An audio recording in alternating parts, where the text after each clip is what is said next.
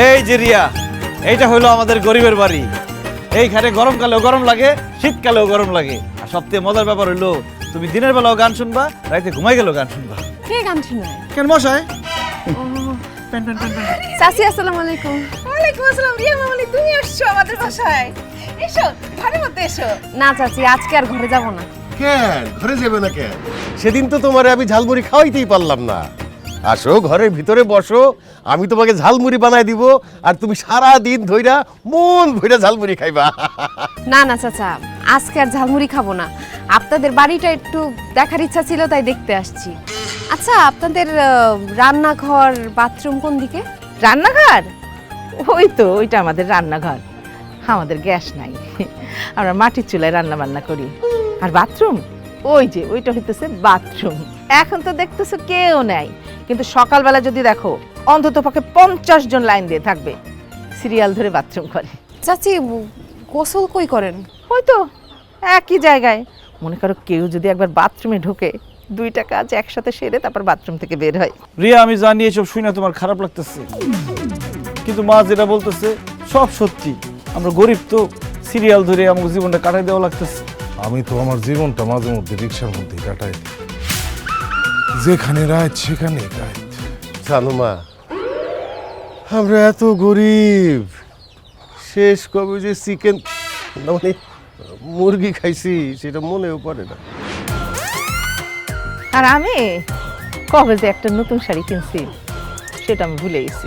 আর আমি জীবনে কোনোদিন বিল্ডিং বাড়িতে ঘুমাতে পারি নাই। আমার জীবনের অনেক ইচ্ছা, একদিন বিল্ডিং বাড়িতে ফ্ল্যাটে ঘুমামু। কবে যে আমার ইচ্ছা পূরণ হইব? কোনোদিনও পূরণ হইব না রে ভাই, কারণ আমরা গরিব। গরিব মানুষের ইচ্ছাই থেকে যায়, কোনোদিন পূরণ হয় না। এই কুতুস থাকে, এই আপনি ঘর ভাড়া দেন না কেন? হ্যাঁ, 6 মাসের বাসা ভাড়া পাই, আপনি কি ঘর ভাড়া না দিয়া মাগনা থাকার চিন্তা করতেছেন নাকি? না রে বাবা, মাগনা থাকুম কেন, দিয়া দিব। ঝালমুড়ির বেচা বিক্রি কম, মরিচের সিজন শেষ তো, সেই জন্য মরিচে আজকাল ঝাল নাই। নতুন মরিচের সিজন আসুক, ঝাল বেশি হইব, তখন ঝালমুড়ি অনেক বিক্রি হইব, একসাথে সব দিয়ে দিব। আর রাখেন আপনার ঝালমুড়ি।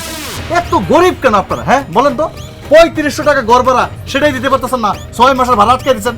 শুনেন, আমি সাফ কইতেছি, 7 দিনের মধ্যে যদি ঘর ভাড়া দিতে না পারেন 6 মাসের, তাইলে কিন্তু গাছ ধরে একদম সব দিনে বাইর করে দিব। আজকে আমি আছি, কালকে সকালবেলা আপনি আসবেন। আমাকে বাড়িওয়ালার ছেলে, আমরা বাসা ভাড়া দিতে পারি না, গরিব তো, এই জন্য চিল্লাপাল্লা করে গেল। ও তো বেয়াদব, ওর বাপে আরো বেশি বেয়াদব। কালকে এসে না জানি কি করবে। যাক, দুঃখের কথা আর কয়ে লাভ নেই। আমাকে বাড়ি ঘর তোমার কেমন লাগলো সেটা কও। কেমন লাগবে আবার? ভালো তো লাগবেই না। আমরা গরিব, ঘর ভাড়া দিতে পারি না, গরিবদের কি কারো ভালো লাগে? না না চাচি, আপনাকে সবাইরে আমার অনেক পছন্দ হয়েছে। আপনারা সবাই অনেক মজার মানুষ, আর সবচেয়ে বড় কথা হইতেছে আপনারা ভালো মানুষ। আপনাদের মধ্যে কোনো মিথ্যা নাই, যা বলেন একদম সত্যি বলেন। মিথ্যাবাদী মানুষ আমার একদম পছন্দ না। রোহান, তুমি যে ড্রাইভার, তুমি যে জায়গাতেই আসো, টাকা করে যাই সমস্যা আছে, চাচা চাচি ভাইজান যে যাই করে, কোনো কিছুতে আমার কোনো সমস্যা নাই। আমি তোমার বিয়ে করতে রাজি। আলহামদুলিল্লাহ। আমার তো বাপ মা নাই, অভিভাবকের মধ্যে আমার বড় বোন আছে, তার সাথে আমি বাসায় গিয়ে কথা কমু। আপনারা কালকে সপরিবারে বিয়ের ব্যাপারে আমাদের বাড়িতে কথা বলতে আসেন। আজকে তাহলে আমি যাই, কালকে আমাকে বাড়িতে দেখা হইব। আসসালামু আলাইকুম।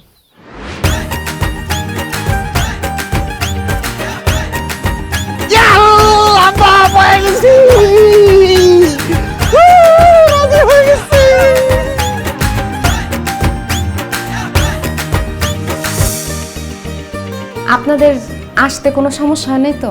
না না, কোনো সমস্যা হয় না। একটা সিএনজি নিয়ে আমরা 4 জন আইসা পড়ছি। কই তোমার আপা কই? তাড়াতাড়ি ডাকো, আব্বার আবার ঝালমুড়ি বেচতে দেরি হয়ে যেতেছে। ভাইরা আবার যাইতে হইব, ওই রিক্সার চাকা লিক হয়ে গেছে, রিক্সা রাইতে হইব। আমারও তো চৌধুরী বাড়িতে যেতে হবে, দেরি হলে তো জানো ওরা মারধর শুরু করে দেয়। তোমার বোনকে ডাকো, বিয়ের কথাবার্তা সেরে নি। আচ্ছা চাচি, আমি ডাকতেছি। আপা তাড়াতাড়ি আসো, সবাই তোমার জন্য অপেক্ষা করতেছে। চাচি নেন না। ঠিক আছে মা। আসসালামু আলাইকুম। না তুই? ম্যাডাম, স্যার, ভাই ভাইজান, আপনারা আমার বাড়িতে? আমি কোনো স্বপ্ন দেখতেছি না তো? আপা, তুমি ওনাদের ম্যাডাম স্যার বলতেছো কেন? তুমি কি তাদের আগে থেকে চিনো? চিনবো না কেন? আমি তো ওনাদের বাসায় কাজ করি। কি? উনি হইতেছে এই শহরের বিখ্যাত বিজনেসম্যান বাসার সাহেব। ওনারা দুজন তার ছেলে, আর উনি হইতেছে ম্যাডাম। রোহান, আমার বোন এগুলা কি বলতেছে? তোমরা কি সত্যি বড় লোক? এতদিন তুমি আমার সাথে মিথ্যে কথা বলছো, অভিনয় করছো? আজ আর তোমাকে মিথ্যে বলবো না রিয়া, আমরা সত্যিই বড় লোক।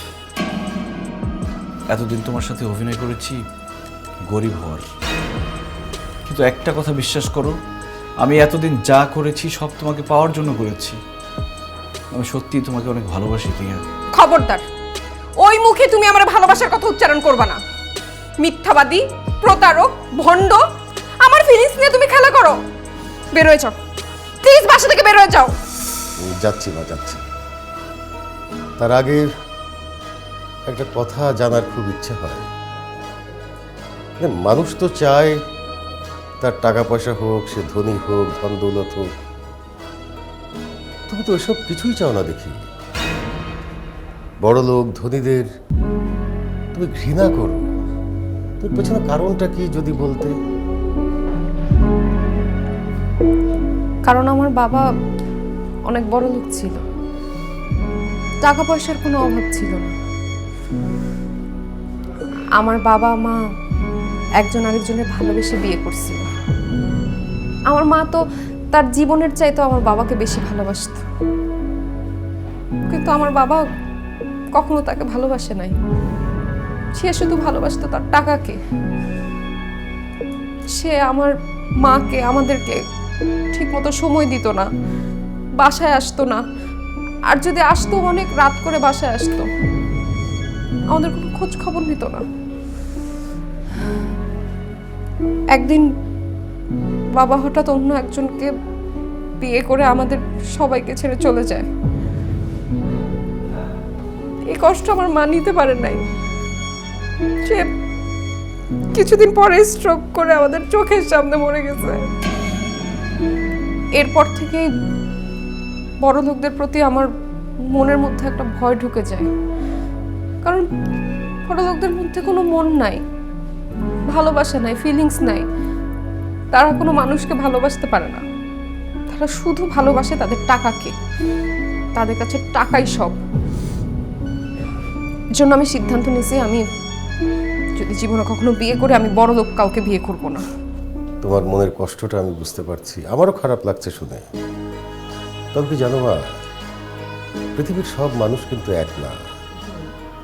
বড় লোকদের মধ্যেও খারাপ মানুষ থাকে, গরিবের মধ্যেও খারাপ মানুষ থাকে।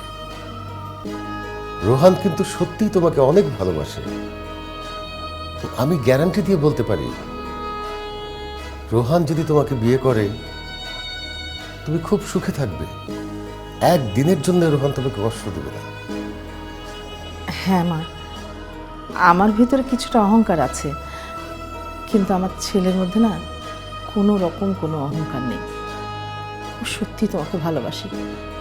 তুমি যদি ওকে বিয়ে না করো, ও ভীষণ কষ্ট পাবে। রিয়া, বোন আমার, আমি ওনাদের বাসায় অনেকদিন ধরে কাজ করতেছি। ওনারা অনেক ভালো মানুষ।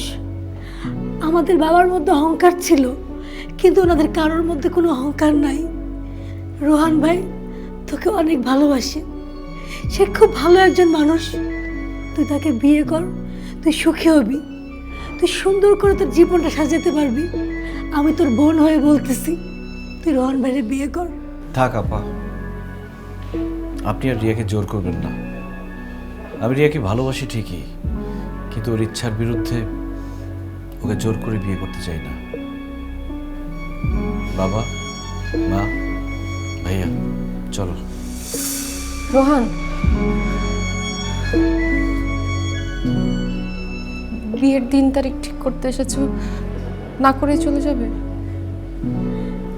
তার মানে তুমি আমাকে বিয়ে করবে?